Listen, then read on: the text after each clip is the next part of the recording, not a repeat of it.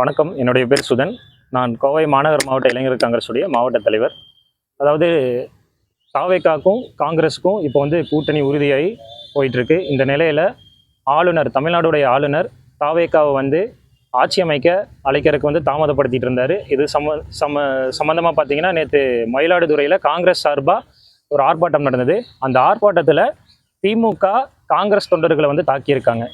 இதுக்காக வந்து பார்த்தீங்கன்னா, நாங்கள் இப்போ வந்து கோவை மாநகர காவல் ஆணையரிடம் வந்திருக்கிறோம். இந்த கம்ப்ளைண்ட்டில் என்ன சொல்ல வரோன்னா, காங்கிரஸாருக்கு எங்கேயுமே வந்து பாதுகாப்பு இல்லை. இந்த பாதுகாப்பை வந்து கோவை மாவட்டத்துக்குள்ளே உறுதிப்படுத்தி தரணும். அதே மாதிரி மயிலாடுதுறையில் காங்கிரஸார் தாக்கப்பட்டிருக்காங்க. அவங்களுக்கு வந்து நீதி கேட்டு இப்போ வந்து நாங்கள் இங்கே புகார் கடிதம் கொடுக்க வந்திருக்கோம். கொடுத்துருக்கோங்க. கண்டிப்பாக நடவடிக்கை இருக்கிறதா சொல்லியிருக்காரு.